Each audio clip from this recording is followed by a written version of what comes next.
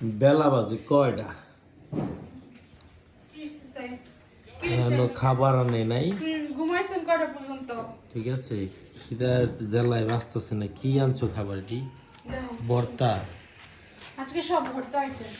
ভর্তা আইটেম এতই গরিব হয়ে গেছো না যে ভর্তা আইটেম করছ? বড় লোকরাই ভর্তা খায়। ভর্তা বানাইতে কি খরচ, ভর্তা বানাইতে কি সময় লাগে এটা তুমি বুঝবা না। না আমি বুঝুম না। তুমি কইছো যে আজকে কোনো বানাবা না। এটা কি?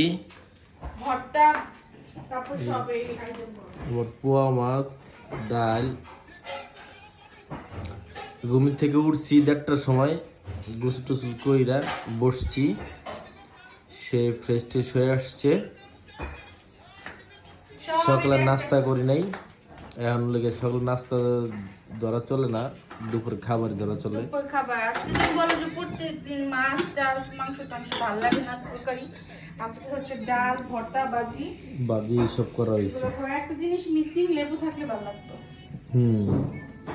এই তো অবস্থা। আজকে সিম্পল রান্না, কিন্তু এগুলো রান্না করতে বানাইতে অনেক সময়। এগুলো আসলে মূলত একটা এক্সপেন্সিভ খাবার, এরা সচরাচর কেউ খাইতে পারে না। এটা হচ্ছে এই বছর নতুন আলু ভর্তা একদিনও খাওয়া হয় নাই, এই জন্য নতুন আলু ভর্তা তোমার সব থেকে ফেভারিট। আলু ভর্তার ওটা, আর এটা আজকে করছি ডিম ভর্তা। ডিম ভর্তা ছেলের পছন্দ এটা।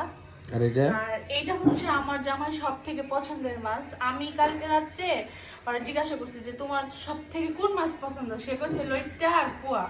তাই ভাবলাম যে তার জন্য একটু ভাইজা দেই।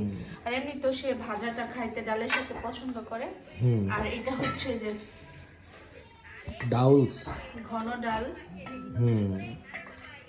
যাক ভালো হয়েছে। আজকে টমেটো ছিল না, আর বাজারে যাই নাই, বিকালে যাবো, এই জন্য টমেটো দিই নাই। এই হচ্ছে আজকে খাবারের ভাত লবণ পানি।